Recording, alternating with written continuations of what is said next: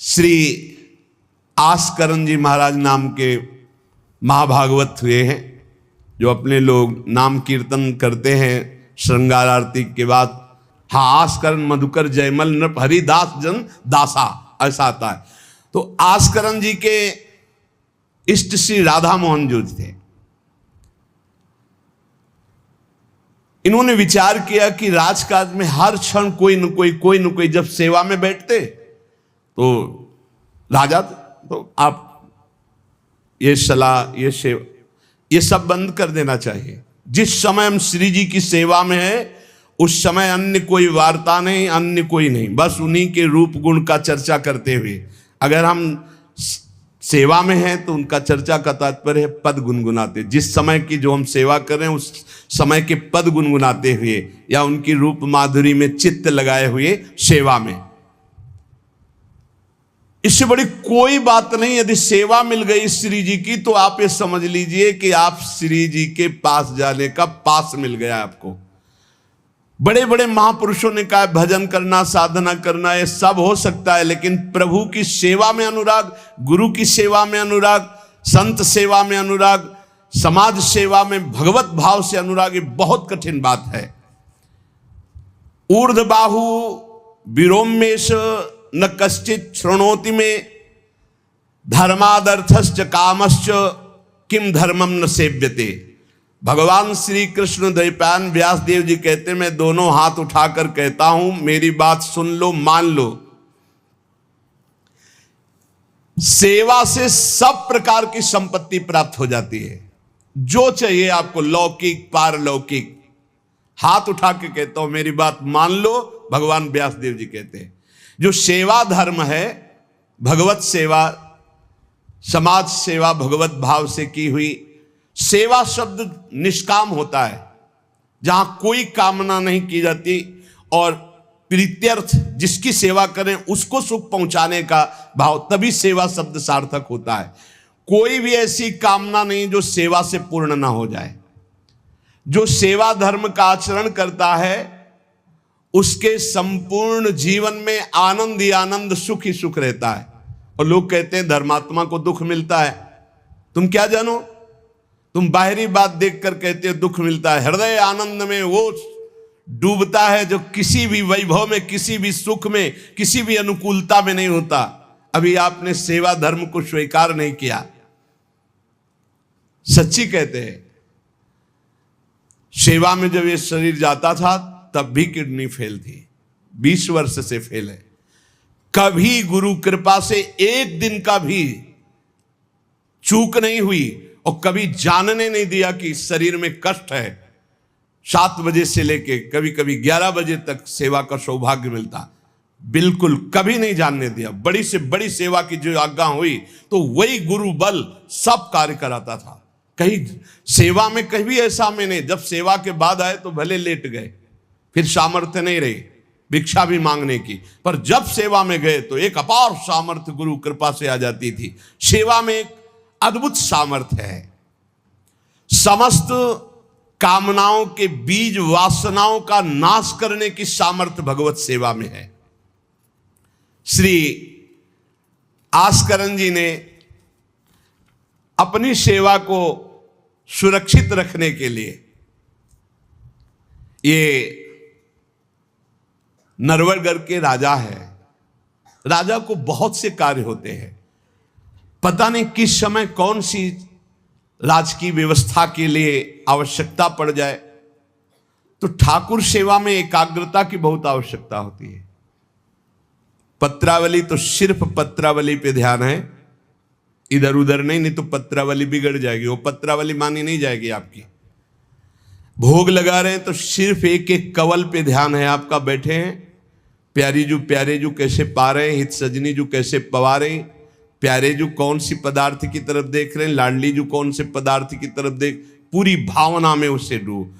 श्रृंगार तो श्रृंगार कर रहे हैं, स्नान तो स्नान, मतलब सेवा में पूरी तन्मयता आवश्यकता है। अगर तन्मयता नहीं तो फिर बिगड़ जाएगा। तो नरवरपुर ताको राजा नरवर जानो, मोहन जू धरिए सेवा नी के करी है। घरी 10 मंदिर में रहे चौकी द्वार, पावत न जान को ऐसी मति हरी है, पर्यो को काम आए अब ही लिवाए ल्याओ, काहे पृथ्वीपति लोग कान में न धरी है, आई फौज भारी सुध दीजिए हमारी, सुनी बहु बात टारी परी बात कर भरी है। मनुष्यों में श्रेष्ठ आस्करण जी ये नरवरगढ़ के राजा थे। इनके ठाकुर का नाम राधा मोहन जो था। ये प्रेम पूर्वक उनकी सेवा में कोई विघ्न न हो इसलिए 10 घड़ी तक का कठोर आदेश दे दिया था। 24 मिनट की एक घड़ी होती है, तो 10 घड़ी कितने हुए? 4 घंटे। 4 घंटे तक कोई भी अगर सूचना देने आया तो दंड प्राप्त करेगा, वो दंड उसको मिलेगा। 4 घंटे तक सूचना भी नहीं देनी है। जिस समय वो राधा मोहन जी की सेवा में गए तो द्वारपाल खड़े हो जाते थे, कोई भी अंदर प्रवेश नहीं करेगा। किसी भी तरह की कोई विपत्ति आ जाए, आग लग जाए, फिर भी सूचना नहीं देनी है। 4 घंटे सेवा में ये शिक्षा लेनी चाहिए। अपनी जब ठाकुर सेवा करें, हम कहते तभी करो, सब निपटा लो पहले फिर ठाकुर सेवा करो। ऐसा नहीं है कि जल्दी जल्दी तुम्हारा चित्त कहीं लगा हुआ है। अगर घर गृहस्थी में हो तो हम कई बार एकांतिक में बोल चुके हैं, पहले अपने पति पुत्र की तैयारी कर दो। उनको ऑफिस जाना है, उनको विद्यालय जाना है, सबकी तैयारी कर दो, जय जयकार करके उनको पवाओ। फिर इसके बाद अपने ठाकुर को स्नान कराओ, ठाकुर को भोग लगाओ, निश्चिंत हो करके। चित्त वृत्ति बार बार दौड़ रही है, ठीक बात नहीं। अगर हमें कभी कोई और कार्य हुआ तो हम पहले वो कार्य करते थे, फिर राधा वल्लभ जी के दर्शन जाते थे, क्योंकि हम राधा वल्लभ जी के दर्शन में खड़े वही चिंतन करेंगे, वो उनके पास जाना है तो पहले उनके पास हुआ है, फिर अगर कोई कार्य है तो हम वो निपटा के तब जाएंगे। ऐसी सेवा में अन्य कोई वार्ता नहीं, अन्य कोई चिंतन नहीं, अन्य कोई हमारी क्रिया नहीं, केवल सेवा में तत्पर। इसलिए उन्होंने कठोर नियम लगा रखा था, 4 घंटे तक कोई सूचना भी नहीं देगा। और आप मंदिर में राधा मोहन जी को 4 घंटे स्नान कराना, श्रृंगार कराना, आरती करना, फिर आरती करके भोग आदि सब करके फिर दंडवत करना। दंडवत के बाद जब प्रसाद चरणामृत लेकर उठते तब कोई बात हो तो बता सकते हैं। वो भी बात जब श्री जी की चिक डालकर बाहर निकले, उस समय द्वार पर चौकीदार बहुत सावधानी से कोई भीतर न जाने पावे। देखो, महापुरुषों से हमको शिक्षा मिलती कि हम कैसे ठाकुर सेवा करें। ठाकुर जुगल किशोर हमारे, इनकी सेवा हम कैसे करते हैं। आप 4 घंटे एकाग्रचित होकर केवल सेवा में ही डूबे, बड़ा सुख मिलता है। जब अपने श्री जी सौभाग्य दिए थे सेवा करने का, तो जैसा श्रृंगार करने के बाद जब दर्पण दिखाते थे तो रोना आता था। अपने प्रभु को श्रृंगारित देखकर जो हृदय में सुख मिलता है, रोम रोम आनंदित हो जाते थे। कभी कभी 2-2 बजे दोपहर तक बैठे फिर भिक्षा मांगने जाते थे। श्रृंगार करने के बाद पद सुनाओ उनको, फिर उनकी रूप माधुरी देखो। भक्तों के नेत्र अलग होते हैं तो प्रभु उनका रसास्वादन भी अलग ही करवाते हैं। एक बार क्या हुआ, आवश्यक कार्य से नरवरगढ़ में दिल्ली के बादशाह का आगमन हो गया। बादशाह जो सैकड़ों राजाओं के ऊपर होता था और ये नरवरगढ़ के राजा थे, उसने आज्ञा करी, जाओ आस्करण जी को हमारे सामने जल्दी लिवा करके लाओ। और आस्करण जी का नियम था, राधा मोहन जी के मंदिर में गए तो सख्त आदेश, कोई सूचना नहीं पहुंचाएगा। सब आस्करण जी के जो रक्षक थे उन्होंने मना कर दिया, नहीं महाराज, ये आपकी सूचना भी नहीं पहुंच सकती, 4 घंटे आ ही नहीं सकते आस्करण जी। उसको बहुत क्रोध आया, बादशाह है वो, मैं आदेश कर रहा हूं, एक छोटे राजा के सेवक हमें जवाब दे रहे। बादशाह ने आज्ञा का उल्लंघन, इससे बड़ा क्रोध हुआ और उसने बड़ी सेना बुलवा ली। और सेनापति को आदेश किया कि जाओ बोल दो, नगर का नाश करवाना चाहते हो या हमारी आज्ञा का पालन करना चाहते हो? तुरंत आस्करण को भेजो, अन्यथा पूरी सेना बलात् नगर को नष्ट कर देगी और जबरदस्ती आस्करण को बंदी बना लिया जाएगा। बादशाह का आदेश। देखो परीक्षा होती। जब ये आदेश हुआ, सेनापति आया, निज दूतों से जो अंगरक्षक द्वारपाल उनसे कहा, सबने कोई उत्तर नहीं दिया। 4 घंटे तक हम अपने राजा को सूचना भी नहीं दे सकते, जो तुम्हें करना हो करो। यह बड़ी बात है। बादशाह का हुक्म, बादशाह के सेनापति का हुक्म, सेवा में विघ्न ना पड़ जाए इसलिए कठोर नियम लिया था, पर सबके हृदय में घबराहट थी कि अब क्या होगा जब बादशाह नाराज हो गया, सेना आ गई, सेनापति आ गए, अब क्या होगा।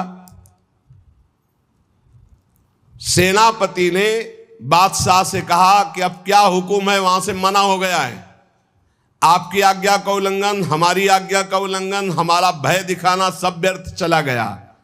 कही कह पठाई कहो कीजिए लड़ाई, सुनी रुचि उपजाई चली पृथ्वी पति आयो है।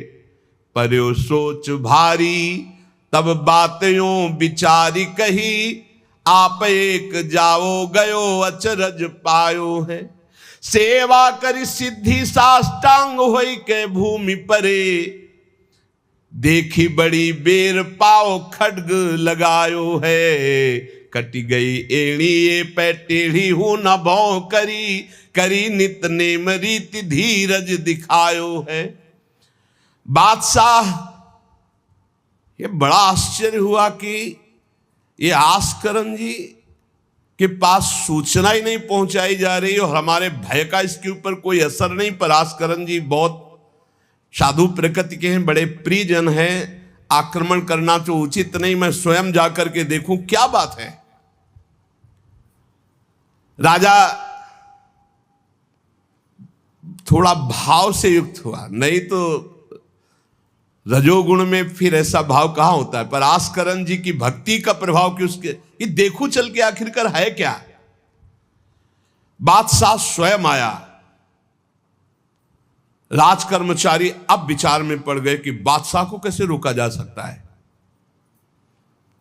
सब जितने उनके अंगरक्षक सबको रोक दिया।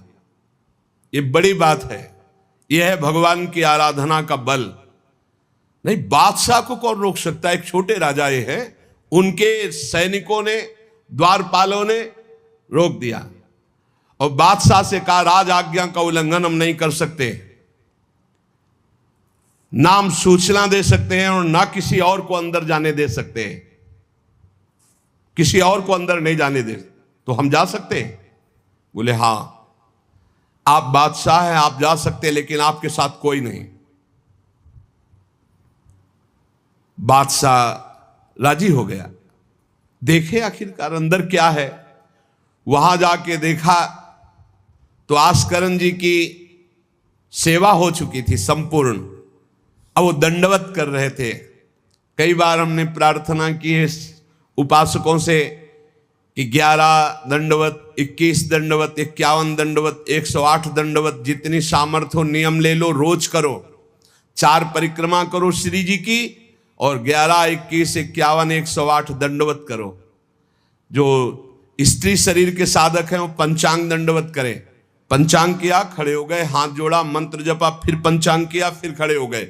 ऐसे ही जो पुरुष शरीर साधक है वो साष्टांग करें। साष्टांग किया, मंत्र जपते हुए, फिर खड़े हो गए, हाथ जोड़ा, फिर मंत्र जप कर प्रणाम किया, फिर साष्टांग, फिर ऐसे। हमें लगता है कि होती होगी दंडवत, करते होंगे, क्योंकि ये नियम तो बहुत पहले से दिया और ये करना ही चाहिए। सच्ची कहते हैं बड़ा सुख मिलता है जब अपने इष्ट के चरणों में साष्टांग लौट कर और उनकी तरफ देखते हुए। बहुत कृपा होती, बहुत कृपा होती। यावत स्वस्थमिदम कलेवरम यावत च दूरे जरा, जब तक ये शरीर स्वस्थ है बुढ़ापा दूर है। आनंद लूट लो भाई, ये कमाने का समय गंवाने का नहीं है। आस्करन जी अपने ठाकुर की संपूर्ण सेवा करके दंडवत अपनी पूरी कर रहे थे। अब जैसे 108 दंडवत तो समय लगेगा।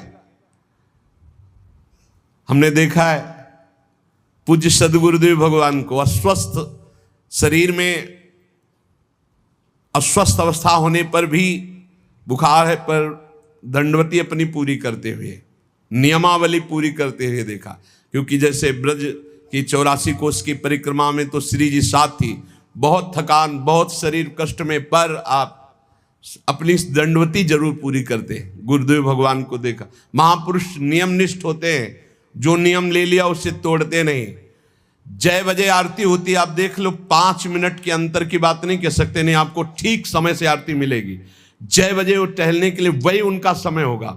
महापुरुषों की पहचान होती है, उनकी एक रस दिनचर्या चलती, उनकी दिनचर्या में फर्क नहीं पड़ेगा, शरीर में भले फर्क पड़ा हो, चाहे बुखार हो, चाहे जुकाम हो, चाहे जो भी पीड़ा हो, दिनचर्या में फर्क नहीं पड़ सकता। ये महापुरुषों की पहचान होती है। आस्करन जी साष्टांग लेट करके दंडवत कर रहे थे। अब को बादशाह जाएगा तो बादशाह कोई साधारण तो है नहीं, उसकी बाजूबंद, उसके सब झनन भनन आवाज तो होती है, पता भी चलता है कि कोई आ गया। मुड़ करके भी नहीं देखा बादशाह की तरफ, बस बार बार साष्टांग दंडवत, खड़ा खड़ा देखता रहा। 108 दंडवत, 2-4 हो तो बड़ी देर हो गई, ना बादशाह से बात, न सलाम, न कोई, बस वो अपनी साष्टांग दंड। ये होना चाहिए। आप श्रृंगार कर रहे हैं तो श्रृंगार में ही दृष्टि होनी चाहिए। दंडवत कर रहे हैं तो किसी की तरफ नहीं, सिर्फ दंडवत के सामने प्रिया प्रीतम है, हम बार बार दंडवत कर रहे हैं। ये उपासकों की एक एकाग्रता होती है। भला सोचो, बादशाह पास खड़ा है तो ऐसे लेटे लेटे भी तो देख सकते थे, बिल्कुल नहीं देखा। राजा को, बादशाह को बड़ा आवेश आया कि इतनी देर से मैं खड़ा हूं, पहले तो वहीं सब नाना करते रहे, इतनी देर से खड़ा हूं, ना कोई प्रणाम, ना नमस्कार, ना हमारी तरफ देख रहा है, क्या है। तलवार निकाली और साष्टांग दंडवत कर रहे थे तो मारा, एक पैर की एड़ी कट गई, एड़ी कट गई, खून बह रहा है। साष्टांग दंडवत, फिर खड़े, फिर साष्टांग दंडवत, फिर खड़े, फिर साष्टांग दंडवत, बिल्कुल नहीं देख रहे कि एड़ी कट गई।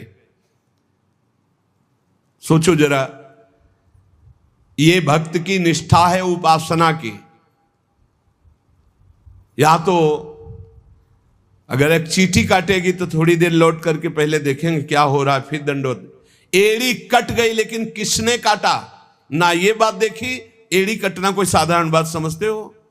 तलवार से पूरी एड़ी काट दी, कोई दुख नहीं, रक्तस्राव हो रहा है।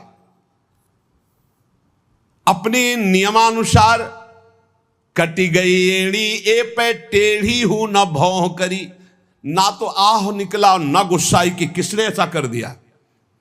करी नित नेम रीति धीरज दिखा, धैर्य पूर्वक 108 दंडवत पूरी की। पूरा जब संपन्न कर लिया, इसके बाद पीछे हटे, चिक गिराई, क्योंकि समझ चुके थे कि ये तलवार चलाने की हमारे ऊपर हिम्मत केवल बादशाह की हो सकती, दूसरे की नहीं। कोई साधारण राजा नहीं, महाभागवत और महाबली है। इसलिए हमारे ठाकुर का सुखपूर्वक अपशयन हो।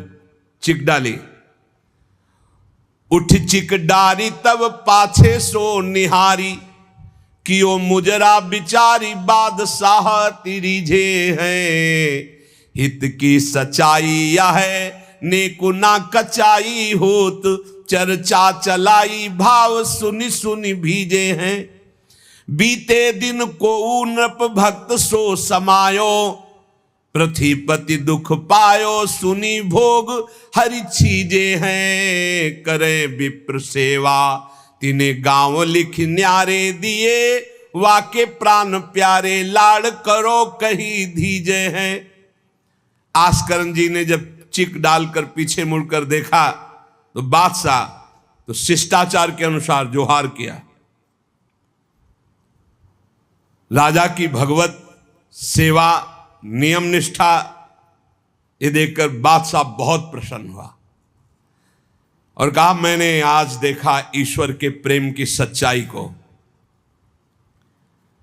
तुम्हारे में थोड़ा भी बनावटीपना नहीं, थोड़ी भी शिथिलता नहीं, तुम अपनी निष्ठा के धैर्यवान वीर हो। बादशाह ने आस्करण जी से भगवत प्रेम संबंधी कुछ चर्चाएं की और विचार अपने प्रकट किए कि आज मैं बहुत खुश और सौभाग्यशाली हूं कि तुम्हारे जैसा राजा मेरा जन है। बड़ा हृदय रस में डूब गया बादशाह का। ये है देखो सच्चाई भक्ति की। नहीं बादशाह के हुक्म को टाल देना, सेनापति की आज्ञा का उल्लंघन कर देना, बादशाह आया है साष्टांग दंडवत, कोई उसका आदर ना करना, ये सब भारी अपराधों में आता है। नहीं बादशाह आया और फिर दंडवत हो सके, नहीं पहले उससे बातचीत होगी, बाद में दंडवत होगी। नहीं अपनी निष्ठा के आगे नहीं, एड़ी काट दी गई फिर भी नहीं रुके। अब आस्करण जी सदैव अपने भगवत निष्ठा भगवत सेवा में मगन रहते। राजा बहुत प्रसन्न होकर के कहा कि अब जिस कार्य के लिए हम आए थे अब उस कार्य की जरूरत नहीं है, और अपनी जेब से अपनी रुमाल निकाल कर अपने हाथों से उनके चरणों की एड़ी में बांधा और कहा तुरंत चलिए राजवैद्य के द्वारा इसे, और आज से हमारी तरफ से आपके ठाकुर की सेवा सुख संविधान चलेंगे। हम विशेष विशेष प्रकार की आपकी ठाकुर सेवा में सहयोग करें। आस्करण जी ने कहा भगवत कृपा है, सब भगवत कृपा है, सेवा यथार्थ रूप से चल रही है। नियम की सच्चाई और हृदय में कोई छल कपट नहीं, रोष नहीं, ये भगवान के भक्त में विशेष लक्षण होते हैं। भगवान के भक्त में छल कपट नहीं और अपराध करने वाले पर भी रोष नहीं। उमा संत कई यही बड़ाई, मंद करत जो करे भलाई। अगर सच्ची आराधना सच्चा प्रेम तो सबको बदलना पड़ेगा। बादशाह का भाव बदल गया, जो आवेश में था क्रोध में था। सच्चाई से अगर थोड़ी भी ठाकुर सेवा की जाए तो माया पर विजय प्राप्त की जा सकती है। साधो भाई भजन किया सोई जीता, जो सच्चाई से भजन किया, सच्चाई से सेवा की, वही इस माया पर विजय प्राप्त किया। एक बार राजा आस्करण जी के शरीर में बहुत जोर का बुखार आ गया। ऐसा बुखार कि न उठने की हिम्मत, न शरीर की शुद्धि, और नियम की निष्ठा थी ही। अब भारी कष्ट, एक तो शरीर उठने लायक नहीं, भारी बुखार, और दूसरा सेवा। अब वो इस बात के चिंतित थे कि सेवा कैसे होगी। तो ठाकुर जी ने स्वप्न में अपने किसी निजजन पंडा से कहा इनको किसी औषधि की जरूरत नहीं, मेरा चरणामृत पिला दो, स्वस्थ हो जाएंगे, सेवा में आ जाएंगे। वो गए और उनका ठाकुर जी ने स्वप्न में आकर के कहा है कि आप ठाकुर जी का चरणामृत पी लीजिए, आप स्वस्थ हो जाएंगे। वैसे तो चरणामृत रोज ही लेते थे, सेवा में जाने के पहले ठाकुर जी का चरणामृत जो पूर्व का था पिया, तत्काल सब खत्म हो। सेवा में बहुत बड़ी सामर्थ्य है, निष्ठा में बहुत बड़ी सामर्थ्य है ठाकुर जी के चरणामृत में। विश्वास करो, जो रोज चरणामृत पीता है अकाल मृत्यु नहीं हो सकती। अकाल मृत्यु हरणम सर्वव्याधि विनाशनम, कोई भी रोग परास्त नहीं कर सकता। आप रोज चरणामृत पिए। अरे भाई, आप अगर राधा नाम विराजमान किए स्नान कराते तो रोज श्री लाडली लाल का चरणामृत है। रामे लाडली जो धामे लाल जो विराजमान है, प्रिया प्रीतम राधा नाम में विराजमान है। आप अगर सेवा नहीं विराजमान किए हुए हो तो विराजमान कर लो, जीवन काहे व्यर्थ करोगे। लेकिन जब तक सेवा ना विराजमान करो तो चले जाओ बिहारी जो, राधा वल्लभ जो, राधा रमन जो, राधा दो, कहीं भी मांगो चरणामृत मिल जाएगा। और रोज उसी में जल मिला करके रोज एक दक्कन रोज चरणामृत, अकाल मृत्यु हरणम सर्वव्याधि विनाशनम श्री कृष्ण पादोदकम पीत्वा पुनर्जन्म न विद्यते। जो रोज चरणामृत पीता है उसका पुनर्जन्म नहीं होगा। बड़ा से बड़ा रोग आएगा लेकिन उसको पीड़ा नहीं पहुंचा पाएगा, अकाल मृत्यु नहीं होगी। तो स्वप्न में ठाकुर जी ने कहा चरणामृत दे दो, सब सामर्थ आ जाएगी। एक बार राजा ने द्वेषवश सेना लेकर, किसी दूसरे राजा ने आपके ऊपर चढ़ाई कर दी, तो आपने व्यर्थ की खून खराबी ना हो, ललकार सुनकर भी आप सेना सहित संग्राम भूमि में ये विचार किया कि युद्ध करने से बहुत लोगों का नाश होता है, इसलिए अपने सब महारथियों को बुलाया और कहा नाम कीर्तन करो। जहां युद्ध के लिए ललकार हो रही वहां नाम कीर्तन शुरू कर दिया। नाम कीर्तन इतनी जोर का कि आनंद में सब झूम रहे, और उधर एक बादल की ऐसी टुकड़ी आई कि इतने ओले बरसे कि जो विपक्षी सेना थी, मैं राजा और विपक्षी सेना सब भाग गए और ये अपनी तरफ कीर्तन ही करते रहे, लड़ना ही नहीं पड़ा।